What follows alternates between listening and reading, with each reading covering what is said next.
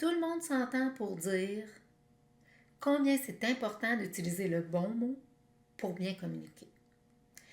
Mais quand il s'agit de ce qui nous habite à l'intérieur de nous, de nos émotions profondes, les bons mots, ils ne viennent pas toujours.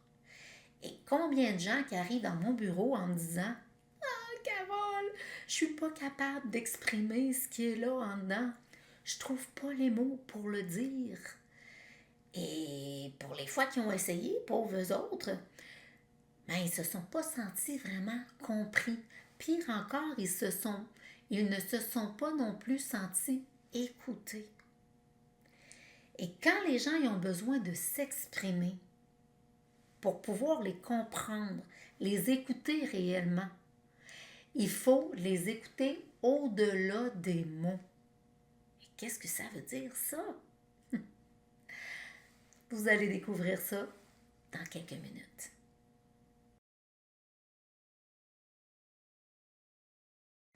Les mots, les mots. Les mots, là, il y en a qui dérangent. Il y en a qui se répètent tout le temps dans le même discours.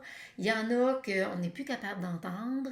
Il y en a qu'on perçoit pas comme les autres parce qu'on ne sait pas tout à fait leur définition peut-être ou leur signification. Il y en a aussi qui ont un double sens. On ne peut pas toujours prendre les mots dans leur premier degré quand on les entend. Selon un contexte des fois particulier aussi. Et quand une personne vient me voir, puis qu'elle me dit, je ne sais pas, Carole, comment exprimer ce qui m'habite en dedans. Je ne trouve pas les mots. C'est pas compliqué. Je les laisse parler. Quand je les laisse parler, là, ils vont se mettre des fois à prononcer le même mot fréquemment. Ou il y a une intonation qui ne sera pas pareille qui va arriver sur un mot en particulier. Peut-être même aussi une émotion qui pourrait arriver. Ou tout simplement, ils peuvent dire un mot et puis moi, j'y entends le double sens du mot. Et puis quand je leur relate ça, ils font le saut. Et puis ça amène plein d'autres choses en arrière. Ça peut aussi être un lapsus. Ils veulent dire de quoi, mais il y a un autre mot qui sort à la place. Et ils peuvent aussi parler d'elle à la troisième personne tout le temps. Oh, ça aussi, ça cache quelque chose. C'est ça, écouter au-delà des mots. Toute cette façon de faire-là, ça amène des indices pour que moi, je puisse mettre le doigt sur une problématique ou du moins ressortir le fait que là, il y a eu une émotion ou quelque chose et pouf, ça nous amène beaucoup plus loin dans la problématique et ils trouvent les autres mots à ce moment-là pour en parler. Ça a un déclencheur pour pouvoir en parler encore plus profondément, plus amplement. C'est sûr que souvent dans la vie, on s'amuse à jouer avec les mots comme ça. C'est vraiment drôle. Puis mon chum est expert d'ailleurs là-dedans. Parce que moi, souvent, je trouve pas mes mots.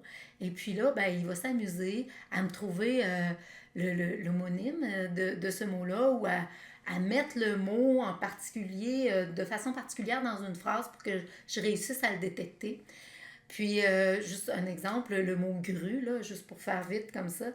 Le mot grue, l'autre fois, je cherchais ça, mais pour un oiseau. Je dis, voyons, c'est quoi déjà ce mot-là? Comment ça s'appelle, cet oiseau-là? Et puis là, il me sort tout bonnement. Ah, tabarouette, dans les rues de Montréal, c'est ainsi. Il y a tellement de grues qui sont là. Pouf! Je dis, ben oui, c'est des grues que je cherche. Voilà, fait qu'il est expert là-dedans. Fait assurément qu'on peut en rire dans la vie de tous les jours, dans les discours qu'on a avec des amis, la famille, tout ça. Mais dans l'accompagnement, réussir à sortir le double sens d'un mot ou à pointer le mot comme tel, ça peut faire vraiment toute la différence. Et ça peut même, des fois, à trouver le double sens d'un mot, ça peut amener la personne à y changer son état d'esprit par rapport à ce mot-là. Parce que pour bien des situations d'ailleurs, c'est juste ça. Changer son état d'esprit en changeant la perception qu'on a des choses. Mais pour les mots, c'est la même chose. Changer la perception qu'on a d'un mot, ça peut faire toute la différence.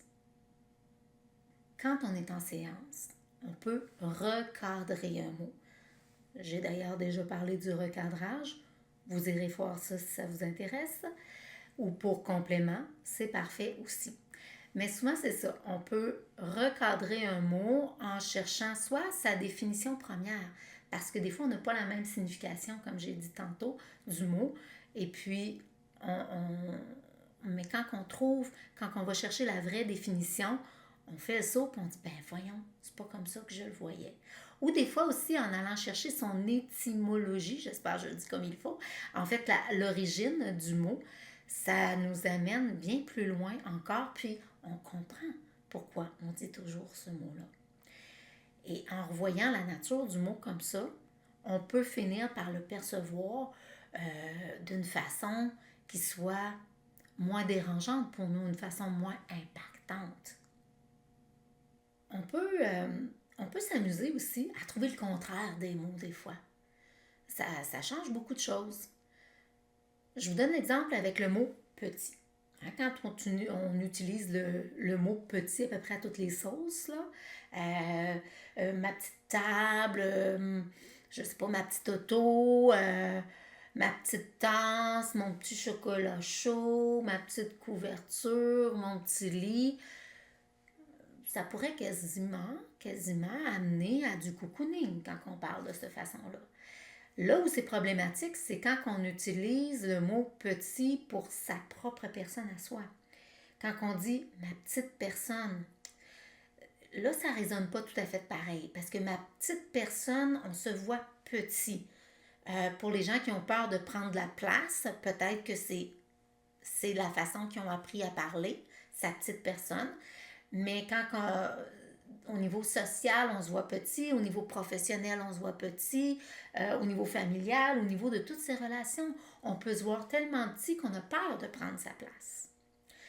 Alors, selon les contextes, ce qu'on pourrait utiliser à la place du mot petit, ça pourrait être le mot grand, le mot gros, le mot, mon Dieu, quel mot qu'on pourrait utiliser aussi, grand, gros, sans limite. En tout cas, vous me voyez venir. Et quand on parle de sa personne à ce moment-là, qu'est-ce qui pourrait ressortir? Qu'est-ce qui pourrait bien ressortir pour sa personne? Ah oui! Ma grandeur d'être. En toute humilité, bien sûr. Et puis, il y a un autre exercice aussi que j'ai découvert dans ma formation le langage des oiseaux, j'ai adoré. C'était le mandala des mots. J'ai trouvé ça vraiment formidable comme exercice.